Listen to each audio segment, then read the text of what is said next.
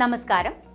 സിസേഴ്സും കോമ്പും എങ്ങനെ ഒരുമിച്ച് പിടിക്കാമെന്നും ബ്ലോ ഡ്രൈയിങ്ങിനുള്ള വ്യത്യസ്ത ടെക്നിക്സ് പരിശീലിക്കുന്നതിനെക്കുറിച്ചുമുള്ള സെഷനിലേക്ക് സ്വാഗതം. ഈ സെഷന്റെ ലക്ഷ്യങ്ങൾ നമുക്ക് പരിശോധിക്കാം. ഈ സെഷന്റെ അവസാനം നിങ്ങൾക്കിവ ചെയ്യാനാകും. സിസേഴ്സും കോമ്പും ഒരുമിച്ച് പിടിക്കുന്നത് പരിശീലിക്കുക. ബ്ലോ ഡ്രൈയിങ് നടപടിക്രമം പരിശീലിക്കുക. ബ്ലോ ഡ്രൈ നടത്തുമ്പോൾ പാലിക്കേണ്ട മുൻകരുതലുകൾ പിന്തുടരുക. സിസേഴ്സും കോമ്പും പിടിക്കുന്നതിനു മുമ്പുള്ള പരിശീലനത്തിന് ആവശ്യമായ ടൂൾസും മെറ്റീരിയൽസും ബ്ലോ ഡൈയിങ്ങിനുള്ള ടെക്നിക്സും ഇവയാണ്. ബാർബർ സിസേഴ്സ്, ഷിയേഴ്സ് എന്നും അറിയപ്പെടുന്നു. ടാൾ കോംബ് അല്ലെങ്കിൽ style comb. Neck strip, round brush, sectioning clip, spray bottle, 2 towels, hair shampoo ആവശ്യാനുസരണം, വെള്ളം ആവശ്യാനുസരണം, trolley, hand dryer, styling products ആവശ്യാനുസരണം. ആദ്യം സിസേഴ്സും കോമ്പും എങ്ങനെ ഒരുമിച്ച് പിടിക്കാമെന്ന് പരിശീലിക്കാം. മുടി മുറിക്കുമ്പോൾ ടൂൾസ് ശരിയായി പിടിക്കേണ്ടത് പ്രധാനമാണ്.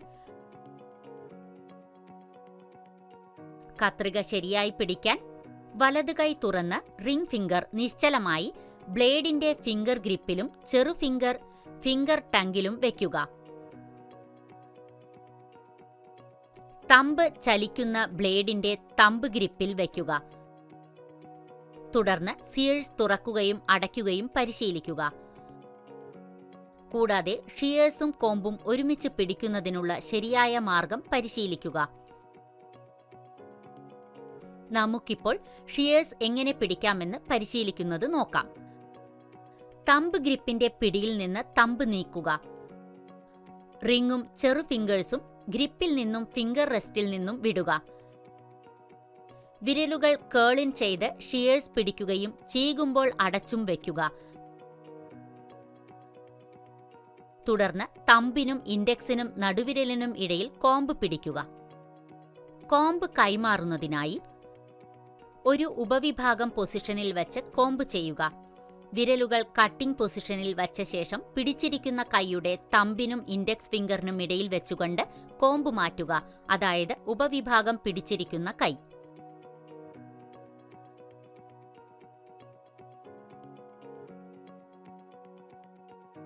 സാധാരണയായി മുടി മുറിക്കുമ്പോൾ വീതിയേറിയതും ഫൈൻ ടൂത്തഡ് കോംസുകളുമാണ് ഉപയോഗിക്കുന്നത്.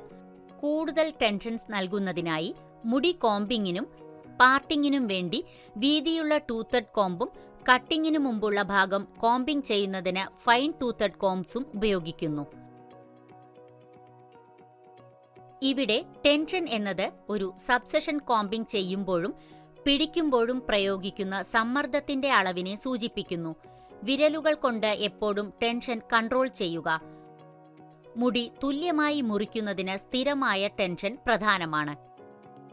മുടിയുടെ അറ്റങ്ങൾ പ്രിസിഷനിൽ നിന്ന് മുറിക്കണമെന്ന് ക്ലയന്റ് ആഗ്രഹിക്കുമ്പോൾ ഷ്രിങ്കേജ് കൺട്രോൾ ചെയ്യാൻ സ്ട്രൈറ്റായ മുടിയിൽ പരമാവധി ടെൻഷൻ ഉപയോഗിക്കുകയും കേളി ഹെയറിൽ ടെൻഷൻ കുറയ്ക്കുകയും ചെയ്യുക. ചെവിക്ക് ചുറ്റും അല്ലെങ്കിൽ സ്ട്രോങ് ഗ്രോത്ത് പാറ്റേൺസ് ഉള്ള ഹെയർലൈൻസിൽ ഏറ്റവും കുറഞ്ഞ ടെൻഷൻ ഉപയോഗിക്കുക. ഇപ്പോൾ ഡിഫറെന്റ് ഹെയർ ടൈപ്സിനും ലെങ്ത്സിനും വേണ്ടി ബ്ലോ ഡ്രൈയിങ് നടപടിക്രമം നമുക്ക് നോക്കാം. ആദ്യം വിരലുകൾ ഉപയോഗിച്ച് മുടിയിൽ ഒരു സ്റ്റൈലിംഗ് പ്രോഡക്റ്റ് പ്രയോഗിക്കുക. ഒപ്പം വൈഡ് ടൂത്ത് കോമ്പ് ഉപയോഗിച്ച് കോമ്പ് ചെയ്യുക. പിന്നീട് കോമ്പ് ഉപയോഗിച്ച മുടി സ്റ്റിൽ വെറ്റായിരിക്കുമ്പോൾ തന്നെ ആവശ്യമുള്ള ആകൃതിയിൽ മുടി ഷേപ്പ് ചെയ്യുക. വോളിയത്തിനും ലിഫ്റ്റിനും വേണ്ടി ഒരു ചെറിയ റൗണ്ട് ബ്രഷ് ഉപയോഗിക്കുക.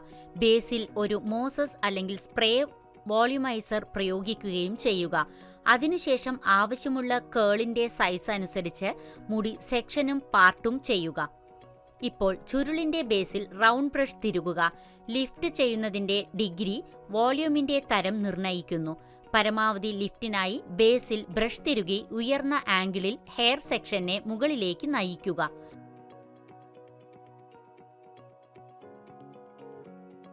മീഡിയം ടെൻഷൻ ഉപയോഗിച്ച് തലമുടി താഴേക്ക് ചുരുട്ടുക. ബ്ലോ ഡ്രയറിൽ നിന്ന് കേളിന് മുകളിലൂടെ ബാക്ക് ആൻഡ് ഫോർത്ത് മോഷൻ ഉള്ള ചലനത്തിൽ വായുവിന്റെ സ്ട്രീം ഡയറക്റ്റ് ചെയ്യുക. സെക്ഷൻ പൂർണ്ണമായും ഡ്രൈ ആവുമ്പോൾ കൂളിംഗ് ബട്ടൺ അമർത്തി കേൾ ഫോർമേഷൻ ശക്തിപ്പെടുത്തുന്നതിന് സെക്ഷൻ കൂൾ ഡൗൺ ചെയ്യുക. ബ്രഷിൽ നിന്ന് സെക്ഷൻ അഴിച്ചുകൊണ്ട് ബ്രഷ് റിലീസ് ചെയ്യുക. സ്കാൽപ്പിന്റെ താഴ്ന്ന ലിഫ്റ്റായി അതേ നടപടിക്രമം പിന്തുടർന്ന് ലോ ആംഗിളിൽ സെക്ഷൻ പിടിച്ച് ആരംഭിക്കുക. സ്റ്റൈലോ ഷേപ്പോ ദീർഘകാലം നിലനിൽക്കാൻ സ്കാൽപ്പും ഹെയറും പൂർണ്ണമായും ഡ്രൈ ആണെന്ന് ഉറപ്പാക്കുക. അവസാനം ഒരു ഹെയർ സ്പ്രേ ഉപയോഗിച്ച് പൂർത്തിയാക്കുക. അടുത്തതായി ഡ്രൈ ബ്ലോണ്ട് അല്ലെങ്കിൽ ലോങ് ലേയേർഡ് സ്ട്രൈറ്റ് വേവി ഹെയറിനെ എങ്ങനെ സ്മൂത്ത് സ്ട്രൈറ്റ് സ്റ്റൈലിലേക്ക് ബ്ലോ ചെയ്യാം എന്ന് നമുക്ക് പഠിക്കാം. ആദ്യം കൂടുതൽ കൺട്രോൾഡ് സ്റ്റൈലിങ്ങിനായി ബ്ലോ ഡ്രയറിലേക്ക് നോസിൽ അല്ലെങ്കിൽ കോൺസെൻട്രേറ്റർ അറ്റാച്ച്മെന്റ് അറ്റാച്ച് ചെയ്യുക. മുടി പാർട്ടും സെക്ഷനുമാക്കുക. ആയതിനാൽ ഉണക്കിയ സെക്ഷൻ മാത്രം ക്ലിപ്സിൽ ഉണ്ടാകില്ല. ഒരു ലൈറ്റ് ജെൽ പ്രയോഗിക്കുക.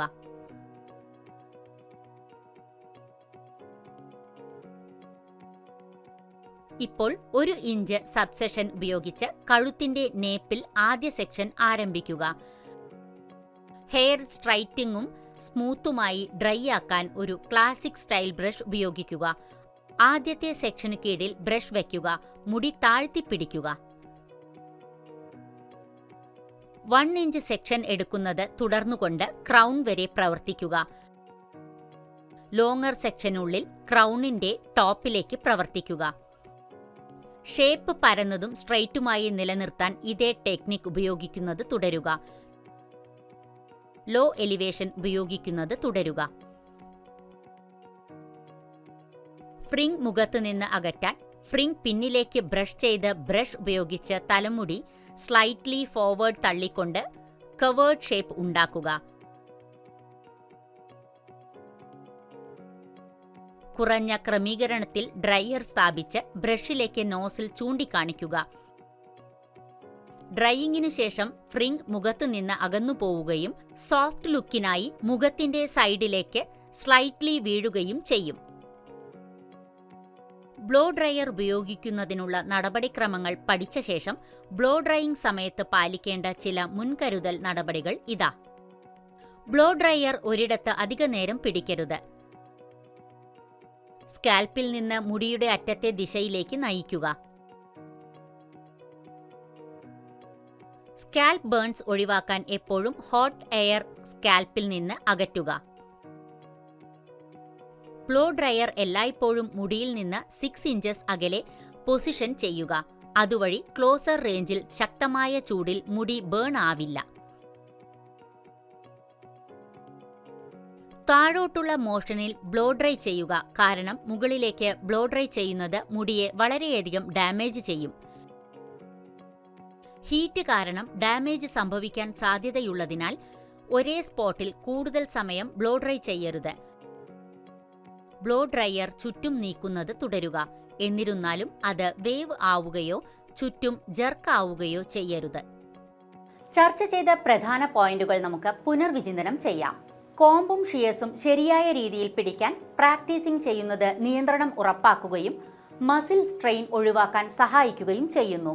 മുടി തുല്യമായി കട്ടിംഗ് ചെയ്യുന്നതിന് സ്ഥിരമായ ടെൻഷൻ പ്രധാനമാണ്. മുടി ബ്ലോ ഡ്രൈയിങ് ചെയ്യുമ്പോൾ ഒരു സ്റ്റൈലിംഗ് പ്രോഡക്റ്റ് ഉപയോഗിക്കുക. ഒരേ സ്പോട്ടിൽ ടു ലോങ് ബ്ലോ ഡ്രൈ ചെയ്യരുത്. ഇതോടെ സെഷന്റെ അവസാനത്തിലേക്ക് നമ്മൾ എത്തിച്ചേർന്നിരിക്കുന്നു. ഷിയേഴ്സും കോംബും ഒരുമിച്ച് പിടിക്കുന്നതിനെക്കുറിച്ചും ബ്ലോ ഡ്രൈയിങ്ങിനെ കുറിച്ചുമുള്ള വിവിധ ടെക്നിക്സ് പരിശീലിക്കുന്നതിനെക്കുറിച്ചും നിങ്ങൾക്ക് നല്ല ധാരണ ലഭിച്ചിട്ടുണ്ടെന്ന് കരുതുന്നു. വീണ്ടും അടുത്ത സെഷനിൽ കാണാം.